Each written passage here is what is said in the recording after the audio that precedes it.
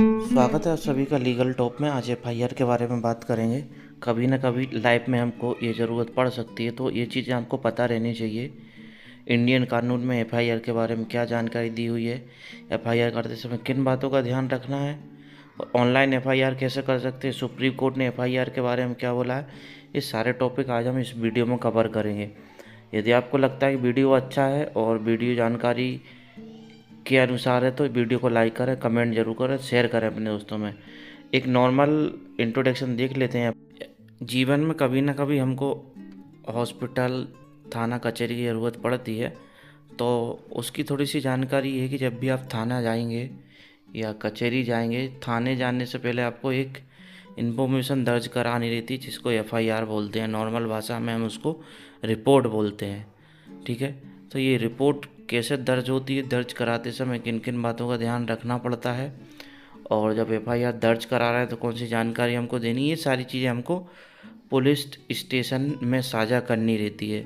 कुछ स्टेप हैं, उनको आप फॉलो करेंगे तो इससे आपको सारी चीज़ें क्लियर होंगी। दर्ज कराते हैं तो सारी जानकारी आपको पुलिस स्टेशन में, आपको इन बातों का ध्यान रखते हुए सारी जानकारी देना पड़ती है, ठीक है। एफआईआर में वही चीज़ें सारी ऐड होती हैं, ठीक है, जो आपने घटना स्थल पर बताई है या एफआईआर में आप बता रहे हैं कि मेरे साथ ये घटना हुई है। ये सारी चीज़ें एफआईआर में पुलिस दर्ज करती है, और जब डायरी पेश होती है ये सारी चीज़ें आपसे कोर्ट में पूछी जा सकती हैं और पूछी जाएंगी। एफआईआर कराते समय इन बातों का ध्यान रखें, ठीक है। एफआईआर जब आप करा रहे हैं तो स्लाइड में जो चीज़ें आ रही हैं उनको जो आप क्लियर पढ़ें और इन बातों का ज़रूर ध्यान रखें। भविष्य में कभी ऐसा आपके साथ हो सकता है कि आपको एफआईआर कराना पड़े, तो एफआईआर कराते समय घटना स्थल, अपराधी, दोषी किसके खिलाफ कराना है, समय, जगह, किस तारीख से, ये सारी चीज़ आपको बतानी पड़ती है। यार एक्चुअली में आपका एक ब्यौरा रहता है जो आप किसी को आपकी जानकारी साझा कर रहे हैं, आपके साथ क्या प्रकरण हुआ है, ठीक है।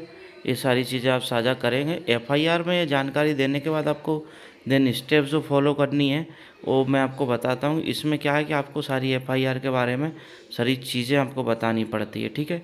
अब एफआईआर आपकी दर्ज हो गई, ठीक है, उसके बाद आपने ये सारी जानकारी दे दी।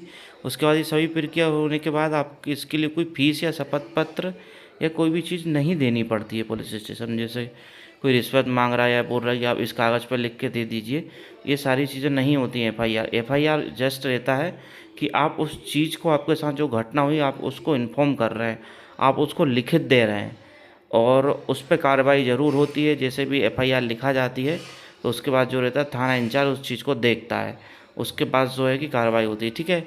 और एक जो है कि थाना नहीं जा पाते तो ऑनलाइन एफआईआर करा दीजिए।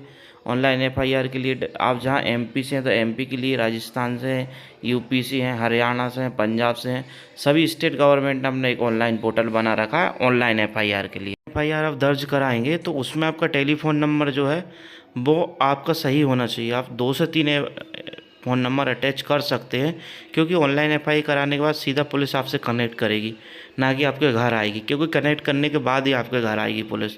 तो इस बात का जरूर ध्यान। और सर्वोच्च न्यायालय ने एफआईआर के बारे में क्या बोला है, सर्वोच्च न्यायालय प्रवर्तक यानी कि एफआईआर दर्ज कराने को अनिवार्य बनाना चाहिए, और यह फैसला हमारे जो सुप्रीम कोर्ट है उनने दिया हुआ है, ठीक है।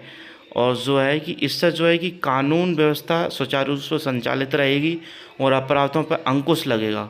ये सर्वोच्च न्यायालय का हमारा जो आदेश है, इसको जो है कि पुलिस स्टेशन और आपका उच्च न्यायालय ने इस पर बहुत सी टिप्पणियाँ दी हुई हैं।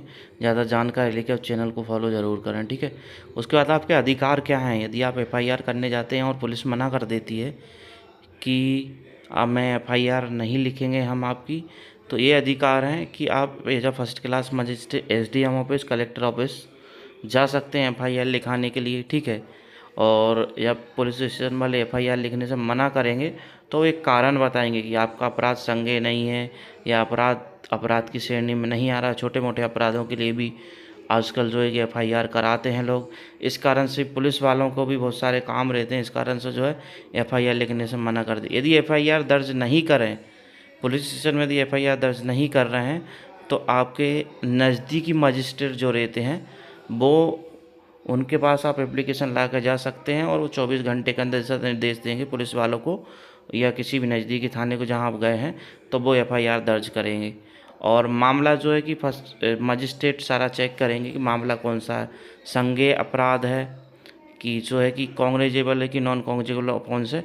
उस हिसाब से जो है कि मजिस्ट्रेट आदेश देंगे पुलिस स्टेशन को। एफआईआर दर्ज होने के बाद आपको एफआईआर की कॉपी दी जाएगी। जिस पुलिस स्टेशन में आपकी एफआईआर दर्ज होगी वहाँ पे उस पुलिस स्टेशन की सील साइन, जो भी अधिकारी आपकी रिपोर्ट दर्ज करेगा उनके साइन प्लस सील उसमें होगी और वो कॉपी आपको लाना है। ठीक है, उसका एफआईआर की कॉपी मोहर सहित आपको, ये आपका प्रूफ रहेगा कि आपने एफआईआर दर्ज कराई हुई है। ठीक है, इसके अलावा भी आपको जो है दूसरी बातों को भी ध्यान में रखना है। ठीक है, ये काम की बातें हैं आपकी। ठीक है, इन बातों को ध्यान में रखना है कि एफआईआर की कॉपी भी लाना है। ध्यान में रखना है कि आपके साथ अपराध हुआ है तो आप किसी भी भारत के किसी पुलिस स्टेशन में आपकी एफआईआर दर्ज करा सकते हैं। ठीक है, और इसमें यदि पुलिस वाले मना करते हैं तो आपको नज़दीकी जो है कि आपके मजिस्ट्रेट से अप्रूवल लेना पड़ेगा। एफआईआर के बारे में ये जानकारी और स्लाइड कैसे लगे आपको, वीडियो कैसा लगा कमेंट में ज़रूर बताएं। यदि वीडियो अच्छा लगा तो अपने दोस्तों में ज़रूर शेयर करें, क्योंकि आए दिन ये चीज़ें हमारे काम आती हैं। ठीक है, खुश रहें, हेल्दी रहें, मिलते हैं अगले वीडियो में। जय हिंद।